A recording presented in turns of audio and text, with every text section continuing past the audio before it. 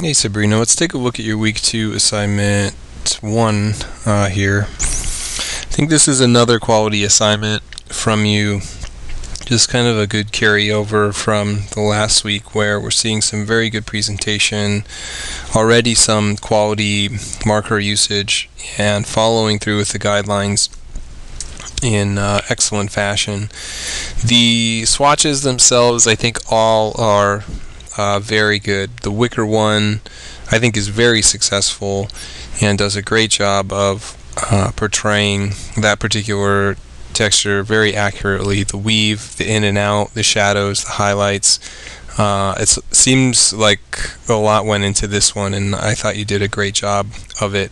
I think it's probably unsustainable to actually do an entire object with this texture to this level of detail. But I think even a simplified form of this would be very effective, and this just looks terrific. The wood is also working out well. The grain is very good. I think the color variation is interesting, and it immediately kind of seems recognizable to me, as does the metal. Very good transition from highlight to shadow tone. Excellent transitions here. They're very smooth.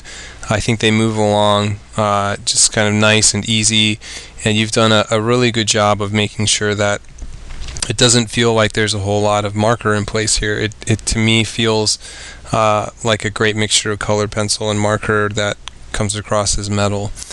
And then I actually think your stone one worked out very effectively. The yellows, the grays, the speckles, it feels rough, it feels organic.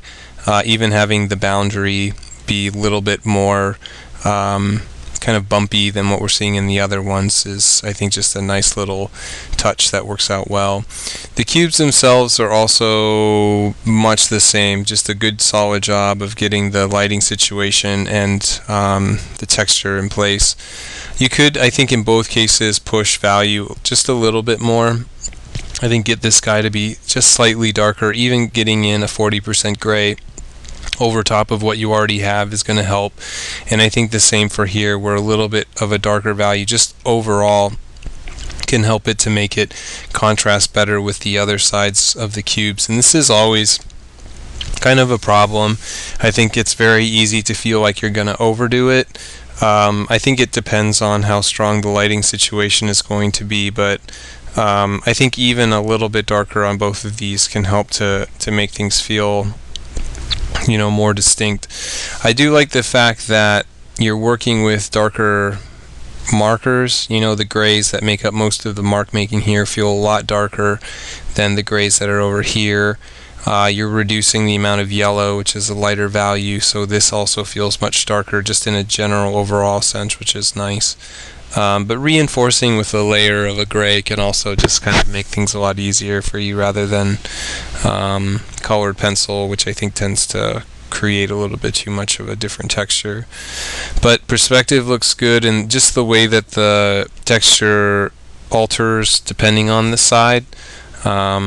It has a certain amount of distortion on the top plane and has more of a kind of wider view as we look to the side.